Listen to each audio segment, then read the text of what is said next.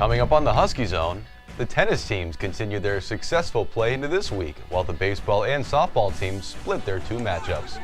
The track and field club was successful at their first district meet, and golf continued to improve as well. All of this and more is coming up on week 6 of the Spring Sports HuskyZone.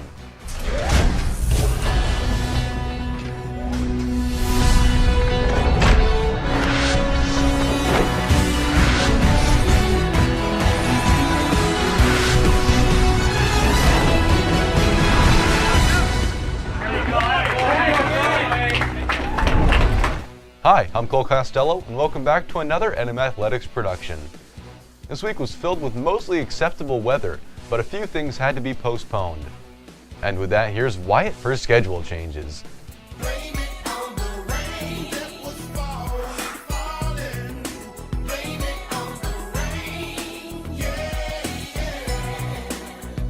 Thanks, Cole. As he said, everything was played as scheduled until the rain hit hard on Friday. Boys and girls tennis matches were scheduled with Valley Catholic and LaSalle, but they were both postponed. These postponements make for a very busy week for the tennis teams next week, as you'll hear more about and more upcoming events. That's all for this week's schedule changes. Now we'll look at the weather forecast for next week.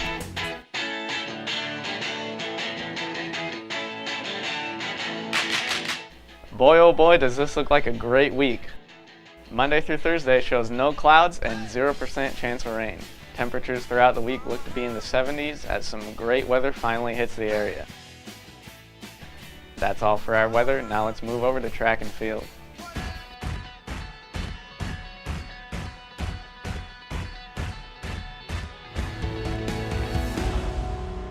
The track team was in their first Tri-Valley meet at Malala High School this week as they battled it out with the Indians and the White Buffaloes of Madras.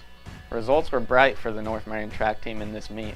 Finishing third in the 100 meter was Aaron Caviero. Ben Hamburg took second in the 200 meter and first in the 400, while Kwatli Verasky took third in the 400. In the 3,000 meter, Albert Garone took second. Kellen Pipper took first in the 110 meter hurdles, while Austin Dobai took third in the 300. The 4x400 relay team of Dobai, Verasky, Caviero, and Hamburg took second. In shot put, Brant Cheeley took third. Kellen Pipper took third in the high jump with a jump of 5 feet and 2 inches. On the girls' side, Hannah Schweigert took first in the 100 meter and second in the 200. Hannah Surkamp grabbed second in the 1500 meter, while Hannah Waite ran away with the hurdle events, taking first in the 100 and 300. Angela Sprecher was also great in the girls' throwing side of things, taking first in shot put and discus. All of the top 5 finishers are on your screen now. That's all for track. Now here's Logan for golf.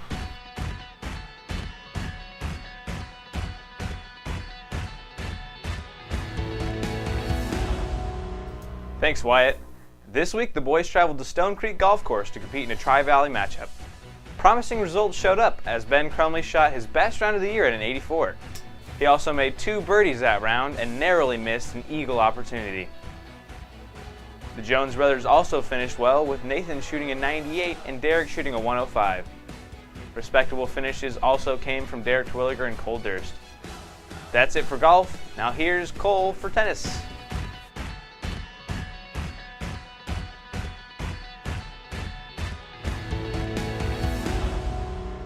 Thanks, Logan. Blanchette Catholic was the destination for the boys for their match on Monday. The Cavaliers could not field the full lineup, forfeiting the 4th doubles. Despite several split sets across the board, the Huskies still came up with a blowout victory, sweeping the 7 matches played. Looking for a real challenge, the boys had a home match with Philomath. The only wins for the Huskies came from Austin and Ethan Berkey and a marathon match from Michael Gregoroff. The strength of the Warriors' doubles gleamed through, as none of the Huskies' doubles even came close. The girls' tennis team had another week of league competition, this time against good teams. First up was Blanchette Catholic. Blanchette, strong on the singles side, won 3 of the 4 matches there, with the lone singles win coming from the racket of Emma Snyder. Then, sweeping the doubles side, the girls closed out the day with a 5-3 victory. The girls won doubles easily, with the closest set being 6-4 and most of the wins being 6-1 and 6-2. Next up on the schedule was Philomath on the road, where the Huskies eked out another close win, 5-3. The Warriors and the Huskies split the singles side, and wins from the duos of Hathaway Steele, Parkinson Durst, and Cano Navarez closed out the match. After 2 tough league wins, the Huskies begin to close out the season and hope to make a splash in districts. That's it for track. Now here's Grant Barrow for softball.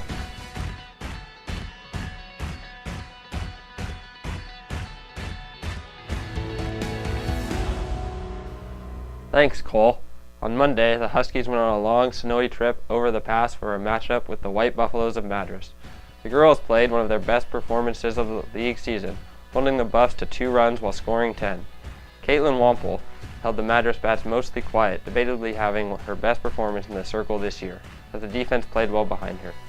The offense was noticeably on fire as they jumped out to a 9-0 lead through 6, and kept that lead for the 10-2 win. On Thursday, Malala came to town, being tied for first in the Tri-Valley Conference. After losing to the Indians 11-1 in the first matchup, the Huskies were looking for a much better performance. Through 6 innings, the score was tied at 0, as pitching was featured center stage. In the 6th inning, however, Malala broke the game open.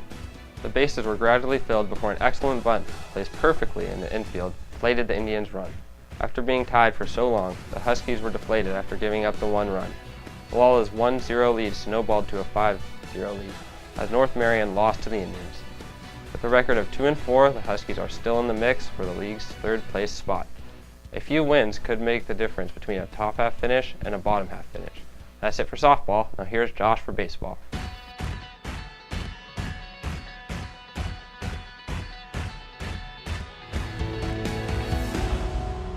Thanks, Grant. The baseball team was scheduled for 2 league matchups with the Gladiators of Gladstone this week.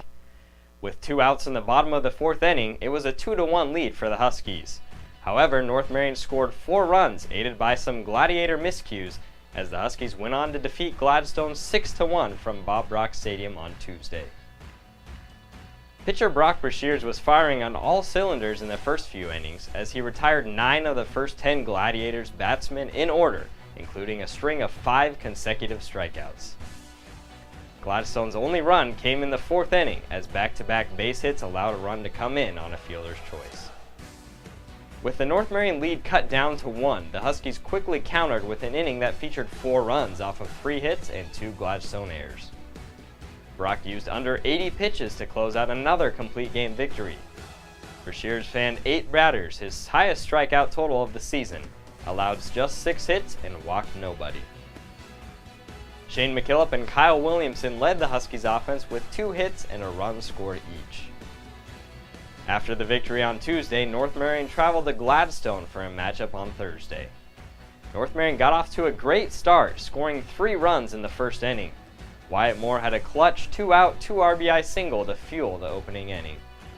However, as the game moved on, the Huskies struggled defensively as several errors led to the Gladiators staking out a 4-3 lead.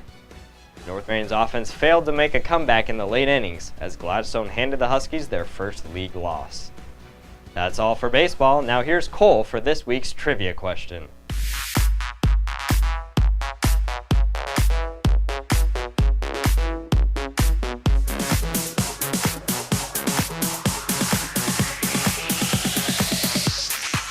Last week we asked you how many consecutive times has the North Marion softball team defeated Estacada? The correct answer is 19. The Huskies, over a span of 7 seasons, have swept the Rangers 6 times, amassing a 19-0 record versus Estacada. This week we ask you, what is the highest placing that a North Marion boys tennis doubles team has placed at the state tournament?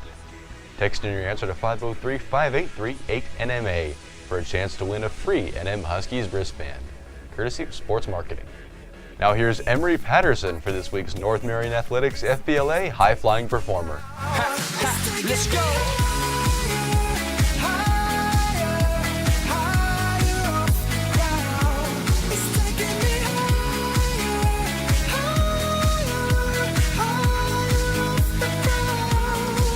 Thanks, Cole. This week's North Marion Athletics FBLA High Flying Performer is Angela Sprecher, a thrower for the girls' track and field team. Angela has been a force to reckon with for the North Marion throwers. Angela has consistently placed atop the standings for shot put and discus, and at this week's Tri-Valley meet took first in the shot put by over 12 feet and first in the discus by over 25 feet. Congrats to Angela, and be sure to visit Miss Ione in room 2 for all of your balloon needs, as they are perfect for any occasion. Now let's send it over to Albert Herone for our play of the week.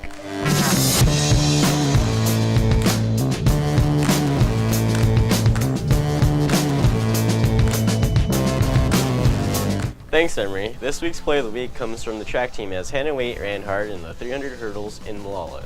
Hannah got off to a very fast start and didn't look back as she dominated the competition by more than 10 seconds. Her easy first place win granted her first place to meet and the honors of the play of the week. Be sure to high five her in the hallway when you see her and congratulate her. Now here's Cole with Backtrack.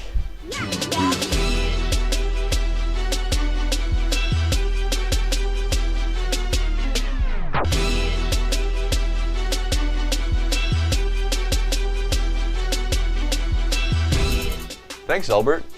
Week 6 of last year's update featured the NM Athletics crew outdoors for the first time. Track did well at their first Tri-Valley Conference meet, while Jose Villa featured their action at the Oregon Relays. Derek Jones surprised the field in the golf team's first meet, then Ben Crumley took first in the second match of the week. The boys' tennis team, led by Sawyer Dady and Nathan Summers, went 3-0 while the girls played well also. Softball and baseball teams split their league action. We sat down with Oregon Athletic Director of the Year, Mr. Andy Jones, in an interview. That's it for our backtrack. Now here's Wyatt for more upcoming events.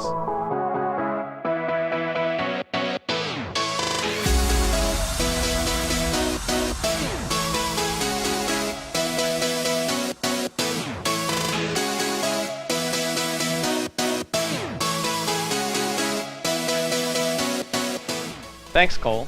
Monday, the boys golf team goes to Springwater Golf Course for a 12:30 match hosted by Estacada. The girls tennis team kicks off the week's action with a postponement of LaSalle's matchup. Also on Monday, the baseball team travels to Estacada for a 5 p.m. matchup with the Rangers. On Tuesday, the girls golf team goes to Stone Creek Golf Course for an 11 a.m. match hosted by LaSalle. At 4 p.m., the boys tennis team hosts Estacada while the girls travel to the home of the Rangers. LaSalle also hosts softball for a 4:30 p.m. matchup. Wednesday, the track and field team hosts Estacada and Malala for another Tri-Valley Conference meet. Events begin at 3:45 p.m. The girls tennis team hosts Santiam Christian at 4 p.m. Finishing off Wednesday, the baseball team hosts Estacada for a 5 p.m. matchup with the Rangers. On Thursday, the big test comes up for the boys tennis team, who hosts LaSalle for a matchup filled with potential district implications. The girls travel to LaSalle for a 2:30 p.m. matchup. And the softball team hosts Gladstone at 4:30 p.m. Friday, the boys tennis team caps off their busy week with a meet at North Eugene at 4 p.m. The softball team looks to continue their dominance over Estacada as the team travels to Estacada for a 4:30 p.m. matchup with the Rangers. Capping off the week, the Huskies baseball team hosts Madras for a 5 p.m. first pitch from Bob Brock Stadium. I'm Wyatt Moore. Happy trails, everybody. Thanks, Wyatt. Before we say goodbye, we'd like to thank our longtime sponsor of Young Life for their sponsorship of our ticker. Be sure to head to the Hub in Hubbard every Monday night at 8 p.m.